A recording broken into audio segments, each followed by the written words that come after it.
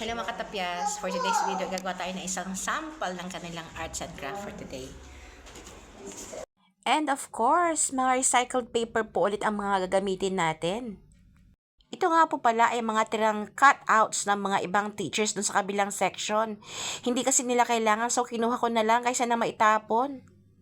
Bali 4 season kasi po ang aming theme for this month.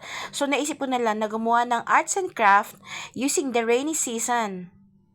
Glue stick nga lang po ang ginamit kong pandikit para dito sa aking cotton. Ito nga pong bulak or cotton na aking dinidikit ay siya magsisilbi na kunwari ay kanyang clouds. Kailangan na nga ay makover mo yung buong space niya. Dapat sana ay kulay blue lang ang aking gagamitin na pinaka-cloud niya, yung background.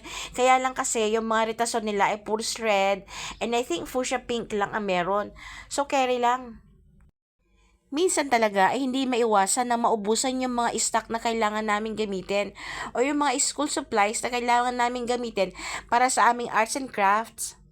Kailangan talaga ay maging resourceful ka. Kagaya po itong papel na ginamit ko, puros po mga recycled paper lang ito na aking ginupit-kupit at ididikit sa likod itong paper. Dito ko naman po ididikit sa mga white paper na ito yung mga raindrops na gugupitin ko mamaya.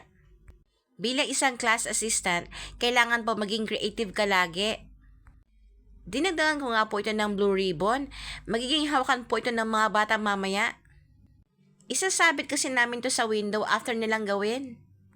Nangailangan lang po ako ng light blue na colored paper na magsisilbing raindrop niya. Medyo marami-rami nga ang kailangan kong gupitin na raindrops. Medium hard nga po pala itong light blue na aking nakuha kasi wala kami mga regular papers. Matapos nga po makagupit ng mangilan-ngilan na mga raindrops at heto ilalagay ko na. Para po sa aking sample activity, naisip ko na tig-tatlo lang na raindrops ang aking ilalagay. Ang importante ay may paggagayahan sila. Normally po, lagi ako naka-advance sa paggagawa ko ng mga activities. Pero since nagkasakit si Miss Tape ng ilang araw, kaya hayun, na-delay lahat. Mag-iingat po tayo lagi mga katapyas, ang hirap pagkasakit. And so, heto na po pala yung aking sample activity na rainy season. At para sa kanilang dagdag kaalaman, kailangan mo rin ito na-explain ng konti.